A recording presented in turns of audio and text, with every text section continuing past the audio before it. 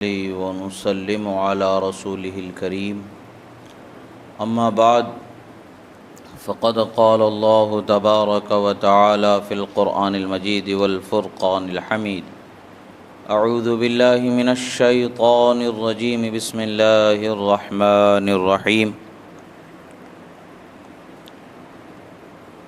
يا أيها الذين آمنوا ادخلوا في السلم كافة صدق الله مولانا العظيم وصدق رسوله النبي الأمين الكريم ونحن على ذلك لمن الشاهدين والشاكرين والحمد لله رب العالمين۔ ایک مرتبہ درود شریف پڑھ لیں۔ اللہم صلی علی سیدنا نبینا مولانا محمد عدد ما فی علم اللہ صلاۃ دائمۃ بدوام ملک اللہ وعلی آلہ واصحابہ اجمعین۔ ایک مرتبہ اور نبی اور آل نبی پر درود شریف پڑھیں۔ اللہم صلی علی سیدنا نبینا مولانا محمد عدد ما فی علم اللہ صلاۃ دائمۃ بدوام ملک اللہ وعلی آلہ واصحابہ اجمعین۔ اللہ رب العزت کا بے پناہ شکر و احسان کہ اللہ رب العزت نے ہمیں اہل اسلام اہل ایمان بنایا، اس کی وحدانیت کا اقرار کرنے والا، اس کی کتابوں پر ایمان رکھنے والا، اس کے رسولوں پر ایمان رکھنے والا، اس کے کلام پر زندگی گزارنے کی تمنا رکھنے والا، ایک سچا مسلمان بنا کر کے اللہ نے ہمیں پیدا فرمایا۔ یہ اللہ کا بے پناہ شکر اور احسان ہے۔ اللہ تبارک و تعالیٰ نے ہمیں یہ بہت بڑی نعمت، بہت بڑی عظمت عطا فرمائی ہے۔ یہ نعمت، یہ عظمت ایسی ہے کہ ہمیں اللہ کی حقیقی رحمت، اللہ کے بارگاہ میں حقیقی کامیابی سے ہمکنار کرنے والی ایمان اور اطاعت خدا و رسول جو اللہ تعالیٰ نے ہمیں بخشی، یہ اللہ کی بہت بڑی نعمت ہے۔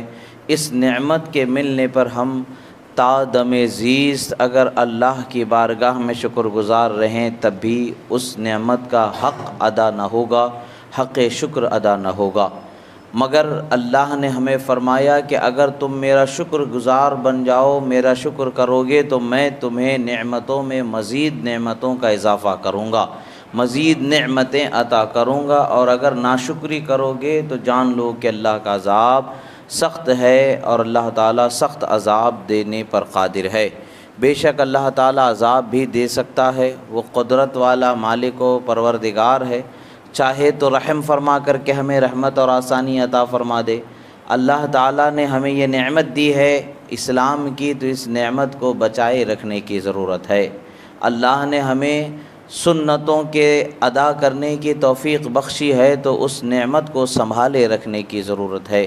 رسول خدا صلی اللہ تعالی علیہ وسلم کی محبت بخشی ہے، تو اس نعمت کو سنبھالنے کی ضرورت ہے۔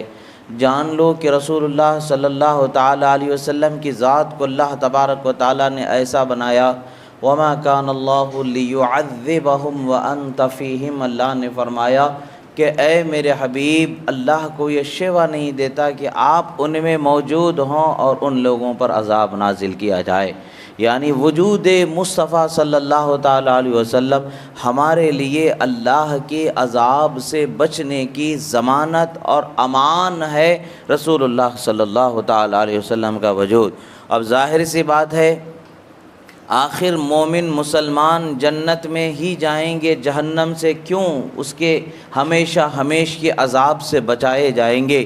اس نقطے کی طرف اگر ہم توجہ کریں گے تو ہمیں آسانی سے یہ بات سمجھ میں آ جائے گی کہ جس شہر میں مصطفیٰ صلی اللہ علیہ وسلم ہیں وہ شہر عذاب خدا سے محفوظ کر دیا جاتا ہے۔ جس ملک میں رسول اللہ صلی اللہ تعالی علیہ وسلم کا وجود ہے وہ ملک عذاب خدا سے محفوظ ہو جاتا ہے۔ جس عالم میں ان کی ذات مبارکہ کا وجود ہے وہ ذات مبارکہ کے وجود کی برکت سے وہ عالم رحمت والا ہو جاتا ہے۔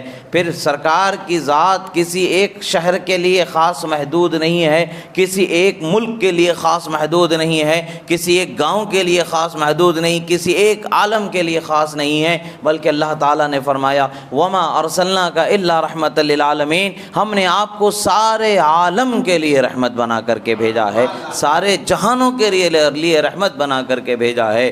ظاہر سی بات ہے تمام جہانوں میں اگر اللہ کا قہر و غضب نازل نہیں ہو رہا ہے وہ مصطفیٰ پیارے صلی اللہ علیہ وسلم کی برکت ہے، اور ان جہانوں میں ایک جہان جہان دل ہے جو اللہ نے ہمیں بخشا ہے، ایک انسان کا دل ہے جو اللہ نے بخشا ہے۔ جب اس دل میں اس کے حبیب کی محبت سما جاتی ہے، جب رسول اللہ کی محبت بس جاتی ہے تو اللہ کے عذاب سے امان اسے میسر آ جاتی ہے۔ عزیزان محترم، اللہ کے رسول صلی اللہ تعالیٰ علیہ وسلم کی محبت اپنے دل میں بسا لیں اور ان کی اطاعت و فرما برداری ہی سے ہمیں کامیابی مل سکتی ہے۔ اللہ کے رسول صلی اللہ تعالیٰ علیہ وسلم کی شان و عظمت جو اللہ تبارک و تعالیٰ نے بخشی ہے، اس شان و عظمت کے معترف ہو کر کے ہمیں زندگی گزارنا ہی ہمارے لیے کامیابی کی دلیل ہے۔ اور کامیابی کی دنیا میں جو زندگی گزارنا ہے، اخلاقی اعمالی طور پر ہمیں جو ضابطے بتائے گئے ہیں ان ضابطوں کے ساتھ زندگی گزارنا ہے۔ حضرت سہل ابن عبداللہ رحمۃ اللہ تعالیٰ علیہ بیان فرماتے ہیں، اس بیان کو تفسیر قرطبی کے اندر ذکر کیا گیا ہے۔ تفسیر قرطبی میں اس کا ذکر ہے کہ النجات فی الثلاثہ، فرمایا کہ نجات تین چیزوں میں اللہ تعالیٰ نے پوشیدہ رکھی ہے۔ کامیابی جو آخرت کی نجات ہے وہ کس میں پوشیدہ ہے؟ فرمایا گیا تین چیزوں میں اللہ تبارک و تعالیٰ نے نجات کو پوشیدہ فرمایا ہے۔ الاکل الحلال، فرمایا کہ حلال رزق کھانے میں نجات کو اللہ تعالیٰ نے پوشیدہ فرما دیا ہے۔ یہ حلال رزق بہت بڑی نعمت ہے۔ یہ حلال رزق جس کو میسر آ جاتا ہے وہ اللہ تعالیٰ کی بارگاہ میں رحمت والا بندہ ہوتا ہے۔ یہ رحمت والا بندہ ہے تبھی تو اسے حلال روزی میسر آ رہی ہے۔ آج حلال روزی کی طرف جستجو کرنا ہم بہت کوتاہی کرتے ہیں، حلال روزی کی طرف ہمارے قدم بڑھنے سے ہم اپنے آپ کو روک لیتے ہیں، قدم بڑھتے نہیں ہیں۔ اور جو آسانی سے حلال و حرام کی تمیز کے بغیر ہمیں میسر آ جائے اس کے حصول اور اکتساب میں ہم اس قدر کوشاں ہیں کہ جس کا کوئی بیان ہماری زبان و فکر سے ہو ہی نہیں سکتا ہے۔ عزیزو، دو لقمے صحیح مگر حلال کے مل جائیں یہی اللہ تعالیٰ کی بارگاہ میں نجات ہے۔ دو وقت کی روٹی ہی صحیح اگر حلال کی مل جائے تو یہی اللہ تبارک و تعالیٰ کی بارگاہ میں ہے۔ اللہ نے فرمایا کلوا مما رزقکم اللہ حلالا طیبا، اللہ نے تمہارے لیے حلال اور طیب، پاک اور حلال جو رزق رکھا ہے اس رزق کو جتنا چاہو کھاؤ۔ اللہ تعالیٰ نے ہمارے لیے آسانی اور آزادی رکھی ہے، مگر اس کا یہ مطلب نہیں ہے کہ مال کو جمع کر لیا جائے اور جب اللہ کی راہ میں خرچ کرنے کی بات آ جائے تو ہم اپنے مال و دولت کو حساب لگا کر کے اس کا اندازہ کرنے لگ جائیں۔ بات تو کامیابی کی تب ہوگی کہ اللہ کی راہ میں جب لٹانے کی بات آ جائے نہ ہمیں اس کی کوئی فکر رہے نہ ہمیں کوئی اس کا غم رہے۔ جب ہم اللہ کی راہ میں خالصتاً اللہ کی رضا پر اگر اپنے مال کو ہم جتنا بھی اللہ نے ہمیں دیا ہے راہ خدا میں اگر لٹاتے ہیں، یقیناً اللہ تبارک و تعالیٰ اس میں زیادہ عطا فرمائے گا، برکتیں عطا فرمائے گا۔ دنیا والوں نے دیکھا کہ حضرت عثمان غنی رضی اللہ تعالیٰ عنہ نے رسول اللہ صلی اللہ تعالیٰ علیہ وسلم کے دین کے لیے، آپ کی امت کی آسانی کے لیے اپنے مال کا اتنا قربانی کیا، اتنا قربانی کیا ہے، اپنے مال کو اتنا لٹایا ہے اللہ کی راہ میں کہ جس کا تصور ہی عام انسان کے ذہن و فکر میں ممکن نہیں ہے۔ باوجود اس کے نہ آپ کا مال کم ہوا ہے، نہ آپ کی شان گھٹائی گئی ہے، نہ آپ کا مرتبہ گھٹایا گیا ہے۔ پتہ یہی چلتا ہے اللہ کی راہ میں جو مال لٹایا جاتا ہے، اللہ کی راہ میں جو خرچ کیا جاتا ہے اور جو حلال طریقے سے کمانے کی کوشش کرتا ہے، اللہ تعالیٰ نہ اس کی عزت میں کمی فرماتا ہے، نہ اس کے مال میں کمی فرماتا ہے، نہ اس کے رزق میں کمی فرماتا ہے، بلکہ تو یہ فرمایا گیا ہے کہ جس طریقے سے انسان موت سے بھاگ کر کے بھی اپنے آپ کو موت سے پیچھا چھڑا نہیں سکتا، اسی طریقے سے رزق حلال جو اللہ اسے دینا چاہتا ہے وہ رزق سے وہ جتنا دور بھاگ لے وہ رزق اس کے پاس پہنچ کر ہی رہتا ہے۔ جیسے موت انسان کو پہنچ کر کے ہی رہتی ہے ویسے رزق بھی اس کا اس کے پاس ضرور پہنچ کر ہی رہتا ہے۔ اللہ تبارک و تعالیٰ بے شک طاقت و قوت والا ہے، وہی رزاق ہے، وہی رزق دینے والا ہے، وہی شان والا ہے، وہی قدرت والا ہے۔ بندے کے لیے ذمہ یہی ہے کہ حلال کی جستجو کی جائے، اور حلال کی جستجو میں اللہ نے نجات کو پنہا رکھا ہے۔ اور پھر فرمایا وَأَدَاءُ الْفَرَائِضِ کہا گیا، یعنی فرائض کو اپنے اپنے وقتوں پر ادا کرنا یہ انسان کے لیے سب سے بڑی کامیابی ہے۔ عقل حلال ہونا اور فرائض کی ادائیگی اپنے اپنے وقت پر ہونا، جس طریقے سے جو چیز کا فرض ہو جائے اس چیز کے اس فرض ہونے کے فوراً بعد اس کو ادا کر لیا جائے، جیسے نماز ادا کرنا ہے، جیسے روزے رکھنا ہے، جیسے زکوٰۃ ادا کرنا ہے، جیسے حج کرنا ہے، جس طریقے سے اللہ تبارک و تعالیٰ نے جس پر جو چیز کو فرض فرمایا ہے اس چیز کو، اس فرض کو اس کے وقت پر ادا کرنا، یہ ہمارے لیے نجات کی سب سے بڑی اہم ضرورت ہے۔ مگر آج افسوس کی بات ہے کہ ہم اپنے فرض جو اللہ تبارک و تعالیٰ نے ہم پر رکھے ہیں وہ فرض کی ادائیگی میں کوتاہی کرتے ہیں، اور اللہ کی طرف سے جو ہم پر لگائے گئے ذمہ داریاں جو ہم پر فرض کی گئی ہیں، مثال کے طور پر ہم نماز کی ادائیگی میں کوتاہی کرتے ہیں، ماں باپ کے حقوق کی ادائیگی میں کوتاہی کرتے ہیں، اولاد و بیوی کے حقوق کی ادائیگی میں کوتاہی کرتے ہیں، رشتہ داروں کے حقوق کی ادائیگی میں جو حق شریعت میں جس طریقے سے رکھا گیا ہے ادا کرنا، اس حق کو ہم اس طریقے سے نہیں ادا کرتے ہیں۔ مگر اس کی بنسبت ہم دیکھا جائے دوست یاروں میں ہمارا وقت گزرتا ہے، دوستی کا ہم حق ادا کرنا چاہتے ہیں، اس حق کے اندر ہم اس حق کو مار دیتے ہیں جو ایک حق ہم پر فرض ہے۔ مثال کے طور پر قیامت کی نشانیوں میں ایک چیز یہ بھی فرمائی گئی ہے کہ لوگ قیامت سے پہلے اپنے ماں باپ کا کہا ماننا چھوڑ دیں گے، دوستوں کا کہا ماننا شروع کر دیں گے۔ بات تو یہ ہے کہ آج یہ چیز ہمارے اندر اس قدر آ گئی ہے کہ ہم اس کو گننے میں بتانے میں 1 2 4 5% ایسا کچھ نہیں ہے، بلکہ عام عادت لوگوں کی یہ بنتی جا رہی ہے کہ ماں باپ کی باتوں سے بے تکلفی، بے توجہی کرنا اور دوستوں یاروں کی باتوں کا خیال کرنا اور ان کی ذمہ داریوں کو اپنی ذمہ داری سمجھنا، یہ لوگوں کا مزاج بنتا چلا جا رہا ہے۔ ماں باپ 1 سے 2 مرتبہ اگر کوئی بات بتا دیں تو ہمیں گوارا نہیں گزرتی ہے، مگر دوست یار 100 مرتبہ ہم کو بولیں وہ چیز ہمارے لیے گوارا ہوتی ہے۔ ماں باپ کے حقوق کی ادائیگی کرتے وقت پر ہمیں یہ لگتا ہے کہ آخر کتنا ہم تمہارا حق ادا کریں، کتنا ہم تمہاری خدمت کریں، مگر وہی جب کسی دوست کی خدمت کی بات آ جاتی ہے، کسی دوست کے ساتھ دینے کی بات آ جاتی ہے، جان کھپا دی جاتی ہے، اس کو پورا کر دیا جاتا ہے۔ افسوس کی بات یہی ہے کہ ہم نے جو فرض ہم کو جس طرح سے ادا کرنا تھا اس فرض کو ہم اس طریقے سے ادا کیے بغیر اپنی مرضی سے زندگی جینا شروع کر چکے ہیں۔ یہی وجہ ہے کہ آج ہم سب سے زیادہ پریشان قوم نظر آ رہے ہیں۔ جس دن بھی مسلمان قوم اپنے آپ کو بدلنے کا ارادہ کر لے اور رسول کائنات صلی اللہ تعالی علیہ وسلم کی محبت میں ان کے طریقے پر اپنے آپ کو بدلنے کی کوشش کرے، یقیناً کامیاب ہو جائے گی۔ حضرت سہل ابن عبداللہ رضی اللہ تعالیٰ عنہ فرماتے ہیں تیسری جو اہم چیز ہے والاقتداء بالنبی صلی اللہ تعالی علیہ وسلم، فرماتے ہیں نبی صلی اللہ تعالی علیہ وسلم کے طریقے پر چلنا۔ رسول اللہ صلی اللہ تعالی علیہ وسلم نے فرمایا سب سے بہترین راستہ میرا راستہ ہے، یعنی رسول اللہ کی سنتوں کا راستہ ہے۔ عزیزو، آج ہماری زندگی کیسے گزر رہی ہے، ہمیں اپنی زندگی کا محاسبہ کرنے کی ضرورت ہے۔ آج ہمارے جو فرض ہیں، جو ذمہ داریاں ہیں، ہم ان فرض و ذمہ داریوں کو کس طریقے سے پورا کر پا رہے ہیں یا نہیں کر پا رہے ہیں، اس کا حساب لگانے کی ضرورت ہے۔ آج بے شک ہم رسول اللہ کی محبت میں زندگی جینا چاہتے ہیں اور ان کی محبت ہی ہمارے لیے باعث نجات ہے، یقیناً اس میں کوئی شک و شبہ نہیں ہے۔ مگر کیا محبت کا یہ مطلب ہے کہ ہم رسول اللہ نے جو چیز ہم پر اپنے طریقے اور اسوہ حسنہ سے ثابت فرمایا اور ہم پر لازم فرمایا ان چیزوں کو ہم چھوڑتے چلے جائیں اور ہم اپنی منمانی کرتے چلے جائیں، ایسی زندگی جئیں کہ جس زندگی کا ہمیں حساب کتاب بڑی سختی سے دیا جانا ہوگا، بڑی سختی سے حساب کتاب لیا جائے گا، اس کا اندازہ ہی ہم نہیں کر سکتے۔ آج بھی وقت ہے، دنیا آپ دیکھ رہے ہیں ایسے بدلتی نظر آ رہی ہے کہ کروٹ کروٹ دنیا میں کب کس وقت پر کون سا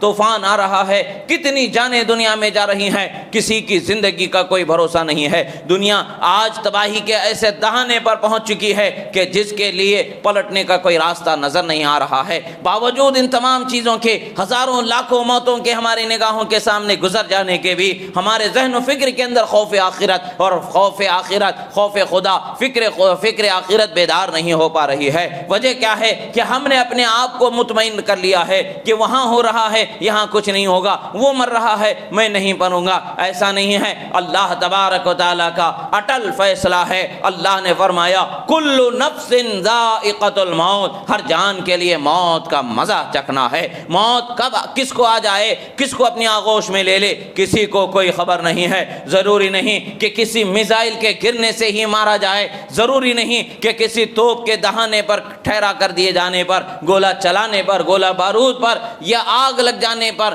یا طوفان آ جانے پر ہی موت آ جائے۔ موت تو کبھی نرم و نازک بستر پر بھی آ جاتی ہے، موت تو کبھی ماں کی آغوش میں آ جاتی ہے، موت تو کبھی کسی کے لیے کب آ جائے، کب اس سے گزرنا ہو جائے، اس کا کوئی اندازہ ہی نہیں لگایا جا سکتا۔ ہزاروں حفاظت کے انتظام کر لیں مگر موت تو آنی ہے، آ کر ہی رہنے والی ہے۔ جب ہمیں یہ اٹل حقیقت معلوم ہے تو آخر ہم آخرت کے فکر کی طرف توجہ کیوں نہیں کر رہے ہیں؟ دنیا کی زندگی کی طرف ہم اپنے آپ کو اس قدر کیوں جوڑ رکھے ہیں؟ بات یہی ہے کہ ہم نے اپنی زندگی کو خدا و رسول کی مرضی کے مطابق جینا چھوڑ دیا ہے، اپنی مرضی سے ہم جینا چاہ رہے ہیں۔ یہی وجہ ہے کہ رسوائی اور ناکامی کی طرف ہمارے قدم بڑھتے چلے جا رہے ہیں۔ جس دن بھی ہم نے اللہ اور اس کے رسول کی مرضی کے موافق زندگی جینا شروع کر دی تو اس دن وہی حال ہمارا ہوگا جو عرب کے صحراؤں سے صدائے لا الہ الا اللہ محمد الرسول اللہ بلند ہوئی ہے تو دنیا کے کونے کونے میں گونج رہی ہے، یہی حال ہمارا ہوگا۔ اس وقت پر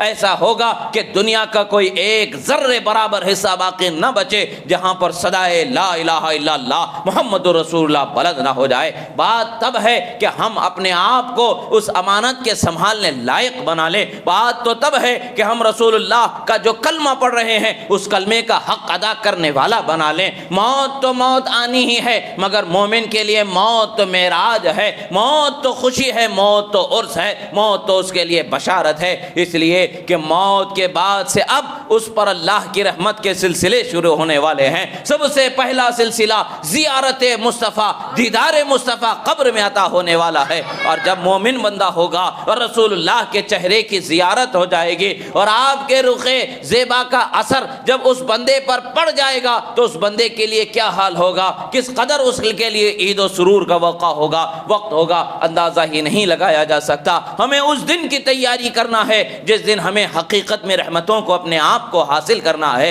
اس دن کی فکر کرنا ہے جس دن ہمیں سہارے اور شفاعت کی ضرورت ہے۔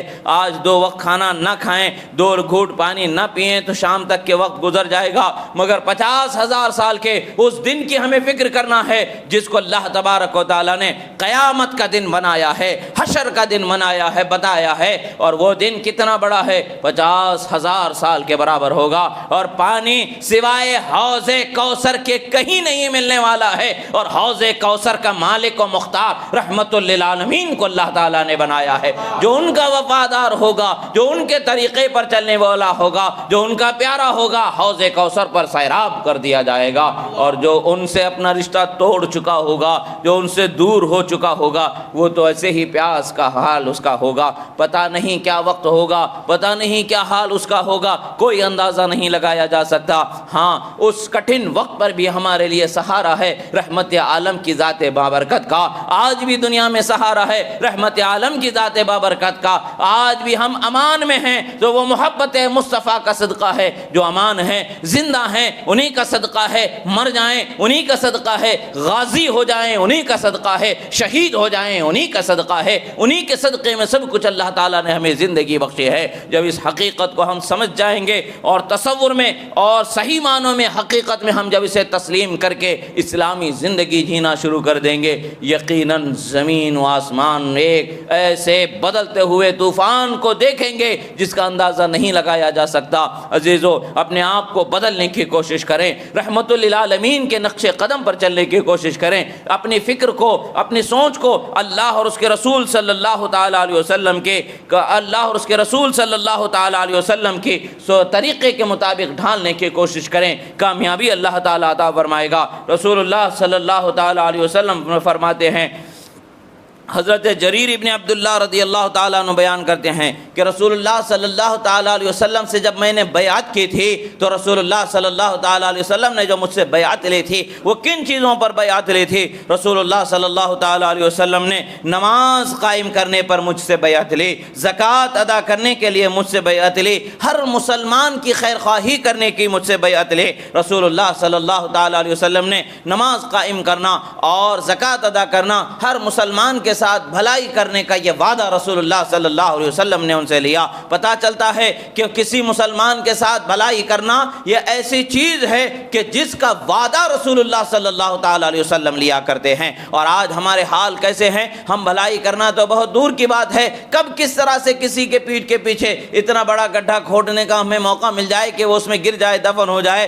تو ایسا کوئی موقع ہم اپنے ہاتھ سے جانے نہیں دے رہے ہیں۔ آج ہمارے معاشرے کے اندر یہ چیز عام پھیلتی جا رہی ہے، ایک دوسرے کی خیر خواہی نہیں بلکہ ایک دوسرے کا حسد، ایک دوسرے کی بدخواہی، ایک دوسرے کے نقصان کی فکر، ایک دوسرے کو دوسرے راستے سے اس کو نقصان کس طریقے سے پہنچائے ان راستوں کی تلاش و جستجو کی فکر آج ہماری سوچ و فکر میں بستی چلی جا رہی ہے۔ یہی وجہ ہے اللہ کے رسول نے فرمایا کما تدین تدان، تمہاری کرنی جیسی ہوگی ویسی ہی تمہارا بھرنا ہوگا، یعنی جیسا کرو گے ویسا پاؤ گے، اچھا کرو گے اچھا پاؤ گے، برا کرو گے برا پاؤ گے کا مسئلہ ہے۔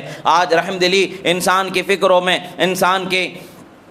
انسان کے دلوں میں آج رحم دلی کی ایک صفت ایسی صفت ہے جو رسول اللہ صلی اللہ تعالی علیہ وسلم کی صفت خاصہ میں سے ہے۔ رحم دلی کرنا رسول اللہ کی خاص صفتوں میں سے ہے۔ مومنوں کو جب وہ صفت عطا کی جاتی ہے، جب مومن کو وہ صفت مل جاتی ہے تو اس کے متعلق سے ہے المعجم الکبیر للطبرانی کے اندر ایک حدیث مبارکہ روایت کی گئی ہے۔ رسول اللہ صلی اللہ تعالی علیہ وسلم ارشاد فرماتے ہیں جب اللہ تعالیٰ کسی بندے کے ساتھ بھلائی کرنے کا ارادہ فرماتا ہے تو اس بندے کے دل میں رحم دلی کو اللہ تعالیٰ ڈال دیتا ہے، اسے رحم دل بنا دیا جاتا ہے۔ اور آج رحم دلی کے آج ہمارے پاس کوئی شائبہ نظر نہیں آ رہا ہے۔ آج ہم اپنے دلوں کے اعتبار سے خیر اللہ ہی بہتر جانتا ہے دلوں کے حال، مگر ہمارا جو طریقہ زندگی گزارنے کا وہ ایسا بنتا جا رہا ہے کہ رحم تو ہمارے درمیان نام کو نظر نہیں آتا ہے، درگزر تو ہمارے درمیان نام کو نظر نہیں آتا ہے۔ آخر یہ زندگی ہمیں کہاں لے جائے گی؟ وہیں لے جائے گی جو راستہ شیطانی راستہ ہے، وہیں لے جائے گی یہ طرز زندگی ہماری جو جہنم کی طرف لے جانے والا راستہ ہے۔ مگر الحمدللہ اللہ نے ہمیں اس سے بچنے کا موقع بھی بخشا ہوا ہے، اپنے آپ کو سدھارنے کا موقع اللہ تعالیٰ نے بخشا ہوا ہے۔ اس موقع کی ہمیں صحیح معنوں میں اللہ تعالیٰ کی بارگاہ میں شکر گزاری کے ساتھ اس وقت کو صحیح معنوں میں کام میں لانے کی ضرورت ہے۔ اللہ کا شکر بھی ادا کرنا ہے اور اپنے آپ کو بدلنے کی کوشش کرنی ہے۔ عزیزو یاد رکھے کہ دنیا تو آج نہیں تو کل ختم ہونے والی ہے۔ جب دنیا ہی ختم ہو جائے گی ہم اور آپ سبھی ایک ایک کر کے دنیا میں ختم ہو جانے والے ہیں، اور دنیا میں کب کس وقت پر کون ختم کر دیا جائے وہ اللہ کی مرضی ہی ہے۔ اللہ ہی جانتا ہے کہ کب کون دنیا سے جانے والا ہے۔ جانے سے پہلے اپنے آپ کو کم سے کم اتنا تیار کر لیں کہ قیامت میں، قبر میں، حشر میں ہمیں رسوا نہ ہونا پڑے۔ اپنے آپ کو رب تعالیٰ کی بارگاہ میں اپنے عمل کا جواب دینا ہے تو اس کے لیے تیار کر لیں۔ کیا ہم اپنے کسی عمل کا جواب دے سکتے ہیں؟ کیا دے سکنے کی طاقت ہمارے پاس ہے؟ جب ہمارے پاس جواب کی طاقت نہیں ہے اور ہم جواب دے نہیں سکتے ہیں تو کیا کر سکتے ہیں؟ اللہ نے ابھی ہمارے لیے توبہ کے دروازے کو کشادہ رکھا ہے۔ اللہ کی بارگاہ میں توبہ کر سکتے ہیں، توبہ کر کے اللہ تعالیٰ کی بارگاہ میں جو ہم سے عمل گزر چکے ہیں، برے ہو چکے ہیں، جو غلطیاں ہو چکی ہیں، ان کی جب معافی مانگیں گے یقیناً اللہ تبارک و تعالیٰ توبہ کو قبول فرمانے والا ہے۔ وہ رب تعالیٰ ایسا نہیں ہے کہ معاف کرنے کے بعد بھی غلطی کو یاد کر کے غلطی کی سزا دے دے، وہ معاف کر دیتا ہے۔ اس کا مطلب ہے کہ غلطی کا حساب نام کتاب ہی ہمارے نام اعمال سے مٹا دیا جاتا ہے۔ التائب من الذنب کمن لا ذنب لا، رسول اللہ فرماتے ہیں گناہ سے توبہ کرنے والا ایسا ہے جیسا کہ اس سے گناہ ہوا ہی نہیں ہے۔ یہ اللہ تعالیٰ کی شان ہے۔ وہ پھر گناہ کو یاد نہیں رکھا جائے گا، نہ ہمارے نام عمل میں اس گناہ کو رکھا جائے گا، نہ اس کا سوال میدان حشر میں کیا جائے گا۔ وہ بخش دیا تو بخش دینے والا مہربان رب ذوالجلال ہے، پھر دوبارہ اس کا ذکر نہیں آتا ہے۔ آج ہم ان تمام زندگی کے اصولوں کو بدلنے اور پرکھنے کی ضرورت ہے جو ہم تصور میں ہیں کہ ہم سچے راستے پر ہیں۔ کیا یہ واقعی میں سچا راستہ ہے؟ کیا ہمارا طرز زندگی کیا واقعی میں سچی طرز زندگی ہے جو ہم گزار رہے ہیں؟ اس پر ہمارا حساب کرنے کا وقت ہے۔ عزیزو اپنے آپ کا محاسبہ کرے۔ دنیا میں ظلم و ستم کی داستانیں ایسے رقم ہو رہی ہیں کہ جس کو کو قیامت تک کے نہیں بھلایا جائے گا۔ نہ جانے کتنے بے گناہ بچے، چھوٹے چھوٹے شیر خوار بچے شہید ہو رہے ہیں، نہ جانے کتنی عورتیں شہید ہو رہی ہیں، نہ جانے کتنے مرد شہید ہو رہے ہیں، نہ جانے کتنے بوڑھے بے سہارے ماں باپ کی صورت میں باقی بچے، ان کا پورا کنبہ دنیا سے رخصت ہو چکا، نہ جانے کتنی بیوائیں اپنے کسی ذمہ دار سہارے کے جستجو میں زندگی گزار رہی ہیں۔ کبھی کوئی بم آ رہا ہے، کسی کی زندگی کو لے کے چلے جا رہا ہے، تو کسی کی زندگی کو تہس نہس کرتا چلا جا رہا ہے، مگر پھر بھی ان بندوں کے حوصلے اور صبر کو داد دینا پڑتا ہے، پھر بھی وہ اللہ تعالیٰ کی بارگاہ میں شکر گزار بنتے نظر آتے ہیں۔ اور جب ان سے پوچھا جاتا ہے یہی کہتے ہیں اللہ جس حال میں رکھے اللہ کا شکر ہے، اللہ نے ہمیں بہترین زندگی عطا فرمائی ہے۔ اور آج ہماری زندگی گزارنے کا مزاج دیکھیں کہ ہمیں سب کچھ ہو کر کے بھی، سب کچھ مل کر کے بھی ہم شکر گزار بندے نہیں بن پا رہے ہیں۔ کس فائدے کی ہماری ایسی زندگی کہ ہم اللہ کی بارگاہ میں شکر گزار بھی نہ بن پائیں؟ کس فائدے کی ہماری یہ زندگی کہ ہم اللہ کی بارگاہ میں توبہ کرنے والا بندہ بھی نہ بن کر کے زندگی گزاریں؟ یاد رکھیں کہ توبہ کرنے والا بندہ اللہ تعالیٰ کی بارگاہ میں کامیاب ہونے والا بندہ ہوتا ہے، شکر گزار بندہ اللہ کی بارگاہ میں کامیاب ہونے والا بندہ ہوتا ہے۔ رسول اللہ صلی اللہ تعالیٰ علیہ وسلم کو اللہ تعالیٰ نے بے گناہ بنایا ہے، معصوم عن الخطا بنایا ہے۔ انسانوں میں انبیاء کے سوا کوئی معصوم عن الخطا نہیں ہوتا ہے، یعنی ان سے گناہ ہو ہی نہیں سکتا ہے، ان سے جب گناہ ہو ہی نہیں سکتا ہے، باوجود اس اعلیٰ مقام کے حاصل ہونے کے 100 سے زائد مرتبہ رسول اللہ دن میں اور رات میں اللہ کی بارگاہ میں استغفار فرمایا کرتے تھے۔ ہمیں پتہ ہے کیا چلتا ہے کہ اپنے نیکیوں پر مغرور ہو کر کے زندگی گزارنا رسول اللہ کے زندگی گزارنے کا طریقہ نہیں ہے، بلکہ اللہ کی بارگاہ میں عاجز ہو کر کے زندگی گزارنا یہ رسول اللہ کے زندگی کا طریقہ ہے۔ عاجزی رسول اللہ کو پسند ہے، درگزر رسول اللہ کو پسند ہے، رحم دلی رسول اللہ کو پسند ہے، اچھے اخلاق و کردار رسول اللہ کے کردار ہیں۔ ہم جب تک کہ ان کے اخلاق و کردار کو نہ اپنائیں گے ہم کامیاب نہیں ہو سکتے ہیں۔ اپنے آپ کو بدلنے کی ضرورت ہے، اور وقت آ گیا ہے۔ ہم قیامت کی بڑی بڑی نشانیوں کو دیکھ رہے ہیں کہ بڑی بڑی نشانیاں ظاہر ہوتی جا رہی ہیں۔ کب کون سی نشانی ظاہر ہو جائے پتہ نہیں۔ ابھی ہم اس دور سے گزر رہے ہیں کہ اپنے ایمان کو بچانا ہمارے لیے اتنا ہی مشکل ہے جیسے ہتھیلی میں انگارے کو رکھ کر کے زندگی گزارنا مشکل ہے۔ اس مشکل ترین وقت میں ہمیں سہارا ہے تو صراط الذین انعمت علیہم کا سہارا ہے۔ اللہ نے فرمایا ہے اس راستے پر ہمیں چلنا ہے جس راستے کے چلنے والوں پر اللہ نے انعام فرمایا ہے۔ اولیاء صالحین کے ساتھ ہماری زندگی ہونی ہے، اولیاء صالحین سے اپنے آپ کو جوڑ لینا ہے، یہی ہماری کامیابی کی دلیل ہے۔ ہمیں دیکھنا ہے کہ کیا ہم غوث اعظم کے طریقے پر ہیں۔ اگر ہم غوث اعظم کے بتائے ہوئے اصول پر زندگی گزار رہے ہیں تو یقیناً ہم کامیابی سے ہمکنار ہو جائیں گے۔ حضرت پیران پیر غوث اعظم دستگیر رضی اللہ تعالیٰ عنہ فرماتے ہیں اقسم مال الدنیا فی طریق الحلال ولکن ضعه علی کفک لا فی صمیم قلبک۔ فرماتے ہیں دنیا کو حلال طریقے سے ضرور حاصل کرو، مگر دنیا کو صرف ہتھیلی تک رکھنا، دنیا کی محبت کو، دولت کی محبت کو ہتھیلی سے بڑھ کر کے دل میں نہ آنے دینا۔ یاد رکھو کہ جب دنیا کی محبت، دولت کی محبت دل میں آ جائے گی تو تمہارا پورا وجود بربادی کی طرف بڑھنے لگ جائے گا۔ ہاں ہتھیلی تک ہے تو ہتھیلی میں آنے والا، ہاتھ میں آنے والا کوئی بھی معاملہ، کوئی بھی چیز کبھی محفوظ بھی رہتا ہے، کبھی پھسل بھی جاتا ہے، وہ آئے جائے اس سے فرق نہیں پڑتا ہے، مگر دل بگڑ جائے تو بہت بڑا فرق آ جاتا ہے۔ یعنی دنیا کو ضرورت پر حاصل کرو، حلال طریقے سے دنیا کو حاصل کرو، مگر دنیا کی چاہت و محبت اپنے دل میں نہ بساؤ۔ یہ ہمارے بزرگوں کا طریقہ ہے، ہمیں اسی طریقے پر زندگی گزارنا ہے تاکہ ہمیں کامیابی سے ہمکنار ہونا ہے۔ دنیا میں کوئی بھی دولت کمانے والا، بڑے بڑے دولت کے دعوے دار، بڑے بڑے بادشاہان جن کے نہ جانے کتنی دولتیں دنیا میں آج بھی زمینوں میں چھپی دفن ہیں، ہمیں اس کا اندازہ نہیں۔ یہ سب کچھ ہونے کے باوجود وہی آج دنیا میں ایسے ہیں کہ جن کے وجود کو کوئی نہیں جانتا ہے، مر چکے ہیں، ان کا کوئی وجود باقی نہیں بچا ہے۔ کسی نے دعوے بڑے بڑے کیے، ان تمام دعووں کے باوجود نہ ان کی دولت ان کے کام آئی، نہ ان کی شہرت ان کے کام آئی، نہ ان کی حکومت ان کے کام آئی، کچھ کسی کے کام نہیں آیا۔ اور ہاں ہم دیکھتے ہیں اس زمانے سے، آدم علی نبینا وعلیہ الصلاۃ والسلام کے زمانے سے اور ہمارے نبی تک کے زمانے کو ہم دیکھتے ہیں کہ ہر نبی کو اللہ تعالیٰ نے بے شک شان و قدرت والا بنایا، مقام و مرتبے والا بنایا، مگر دنیا کا طلبگار نہیں بنایا، دنیا کی ہوس رکھنے والا نہیں بنایا، دنیا کی دولت کو دل میں بسانے والا نہیں بنایا۔ اللہ کی جو زندگی اللہ کی بارگاہ میں گزاری جاتی ہے وہ عاجزانہ اور فقیرانہ زندگی کو انہوں نے پسند فرمایا اور اسی شان سے زندگی گزاری، اور آج بھی ان کا نام دنیا میں باقی ہے اور کل قیامت تک کہ ان کا نام دنیا میں باقی رہے گا۔ آج بھی ان کا کلمہ پڑھنے والا دنیا میں کامیاب ہوگا، کل بھی دنیا کلمہ پڑھنے والا ان کا رسول اللہ کا دنیا میں اور آخرت میں کامیاب ہو جائے گا۔ کامیابی خدا و رسول کی اطاعت و فرما برداری پر ہے، حلال کے کمانے میں، حلال کے حاصل کرنے میں کامیابی ہے، اور اللہ کے جو فرض ہم پر ہیں عبادتوں کے لحاظ سے، اخلاقی اعتبار سے، اور بھی جو ہمارے خاندانی معاشی اور رشتہ داروں کے حقوق کی ادائیگی کے اعتبار سے جو چیزیں ہم پر فرض ہیں، ضروری ہیں، ان فرائض کو جب ہم ادا کریں گے تب کامیاب ہو جائیں گے۔ اللہ تبارک و تعالیٰ سے دعا ہے، کہا گیا سنا گیا جو کچھ ہے مولا اس میں غلطی اسے معاف فرما، پروردگار جو صحیح و درست کہا گیا اسے قبول فرما اور ہمارے سینوں میں محفوظ فرما، اور ہمیں کسب حلال کی توفیق عطا فرما،